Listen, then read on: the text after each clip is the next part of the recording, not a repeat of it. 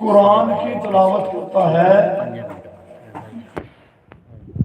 اللہ تبارک و تعالیٰ اس کی وجہ سے تمام محلے والوں پر، تمام علاقے والوں پر اپنی رحمتوں اور برکتوں کا نزول کرتے ہیں۔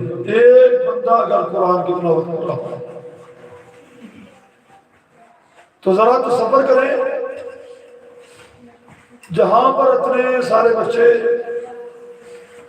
قرآن مجید پڑھ رہے ہیں، قرآن کی تلاوت کر رہے ہیں، وہاں پر اللہ کی کتنی رحمتیں اور برکتیں اترتی ہوں گی، اور جس جگہ کوئی بھی قرآن کی تلاوت نہیں کرتا اس جگہ پر اللہ تبارک و تعالیٰ کے عذاب ہوتے ہیں۔ اللہ ہم سب کو اپنے عذابوں سے محفوظ فرمائے۔ محمد رسول اللہ صلی اللہ علیہ وسلم نے فرمایا خیرکم من تعلم القرآن وعلمہ، تمہیں بہترین انسان وہ ہے جو قرآن سیکھتا ہے اور پھر دوسروں کو سکھاتا ہے۔ فرمایا کیا تم میں سے کوئی چاہتا ہے کہ وہ روزانہ بدحا وادی میں جائے، وہاں سے صرف اونٹ لے کر آئے اور اللہ کے راستے میں قربان کرے؟ ایک اونٹ، دو اونٹ، 10 اونٹ، 1000 اونٹ۔ سرخ اونٹ جو ہے عرب کے اندر ان کا ایک مقام تھا، ایک اونٹ کی قیمت کروڑوں روپے تھی، کروڑوں روپے۔ صحابہ کرام نے کہا یا رسول اللہ صلی اللہ علیہ وسلم، اس بات کی اتنی طاقت کون رکھتا ہے؟ فرمایا تم میں سے کوئی مسجد میں جائے، ایک آیت سکھائے، اور یا ایک آیت کسی کو سکھائے یا سیکھے، سکھائے یا سیکھے، جتنی آیات سیکھے گا سکھائے گا، ان آیات کے بدلے اللہ تبارک و تعالیٰ اتنے اونٹوں کا ثواب اس کو عطا کرتے ہیں۔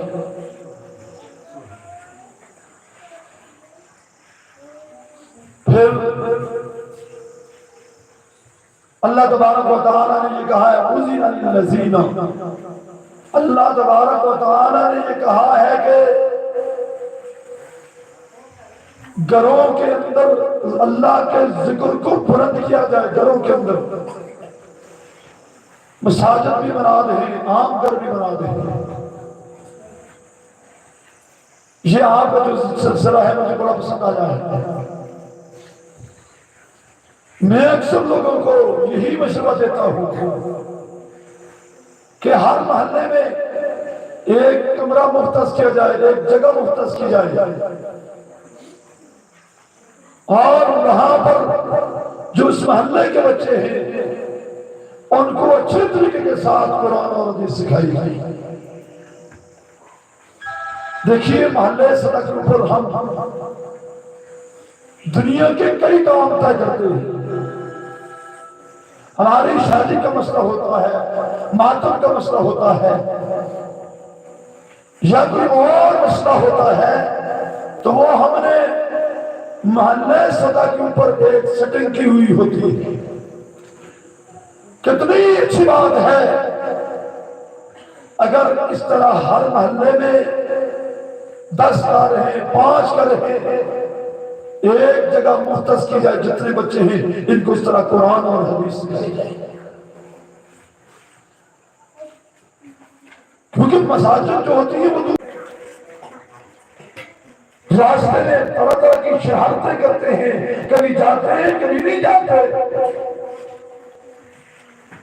پھر مسجد میں کام بھی زیادہ ہوتا ہے، اور پڑھانے والا 1-2 بندے ہوتے ہیں، اور پڑھنے والے پھر ان کی تعداد زیادہ ہوتی ہے، جس